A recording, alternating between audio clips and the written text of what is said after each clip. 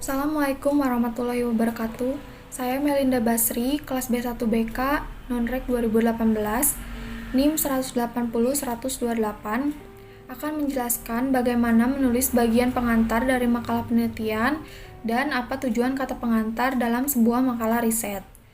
Fungsi bagian pengantar adalah menyediakan informasi latar belakang bagi para pembaca mengenai riset yang dijelaskan dalam surat kabar riset itu. Menurut David 2001, sebuah kata pengantar yang bagus itu misalnya dengan memberitahukan manfaat yang diperoleh dari riset itu atau mengapa problemnya belum terpecahkan. Yang kedua, kesenjangan dalam literatur atau karya sastra.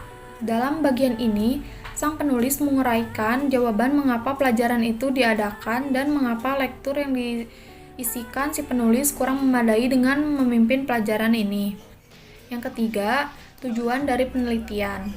Penulis menjelaskan permasalahan penelitian yang berusaha dijelaskan. Yang keempat, sifat penelitian. Penulis menjelaskan sifat penelitian seperti variabel-variabel dan metode penelitian yang digunakan. Yang kelima, ulasan singkat dari karya sastra, yaitu bagian ini menjadi sintetis teori dengan referensi yang tepat dan kutipan singkatan yang dapat digunakan setidaknya 10 kali dikenal dalam bentuk singkatan. Penulis harus mendefinisikan bagian awal sehingga selalu dapat digunakan setelah itu. Selanjutnya, saya akan menjelaskan bagaimana menulis bagian metodologi dalam makalah penelitian. Part ini biasanya terdiri dari desain dan metodologi yang digunakan untuk melakukan penelitian.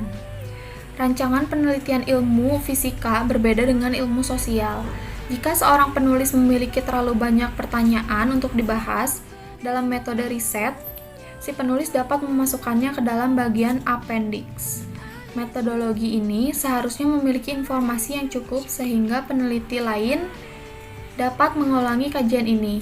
Metodologi memiliki dua tujuan. Tujuan yang pertama adalah memungkinkan para peneliti mengevaluasi penelaahan yang dilaksanakan. Misalnya, apakah para peneliti mengembangkan teknik yang tepat dan lebih baik untuk penelitian mereka.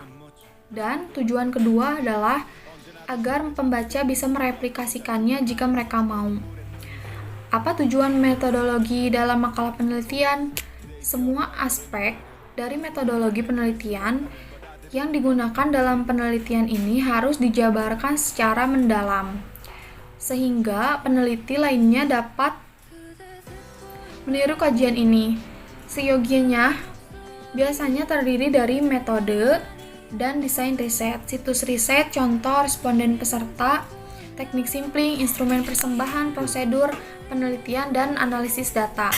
Dalam banyak riset tentang sains, bagaimana metodologi juga dapat menjelaskan tentang metode dan bahan yang digunakan dalam riset tersebut. Dan yang terakhir, saya akan menjelaskan komponen-komponen yang terdapat di dalam abstrak. Example 1 and 2 di sini terdapat introduction atau pengantar. Kenapa saya tandai sebagai introduction? Karena memiliki informasi latar belakang tentang masalah yang diselidiki. Kemudian ada discussion. Kenapa saya tandai sebagai discussion? Karena memiliki interpretasi penulis tentang hasil penelitiannya. Kemudian di sini ada result. Result yaitu hasil utama yang disajikan dalam makalah, baik kuantitatif, kualitatif, atau keduanya. Kemudian di example 3 ada metode. Kenapa saya tandai sebagai metode? Karena berisikan tentang penjelasan yang baik sehingga pembaca dapat mengevaluasi hasil akhir. Dan juga ada desain penelitian dan teknik yang digunakan dalam penelitian. Kemudian yang terakhir di example 3 ada final summary atau ringkasan akhir. Final summary atau ringkasan akhir yaitu kesimpulan dan implikasi utama.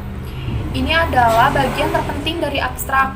karena pembaca akan sering membaca bagian abstrak ini terlebih dahulu untuk melihat apakah implikasi penelitian cukup penting untuk menjamin pembacaan makalah yang lengkap. Sekian dari saya. Mohon maaf apabila ada kesalahan. Wassalamualaikum warahmatullahi wabarakatuh.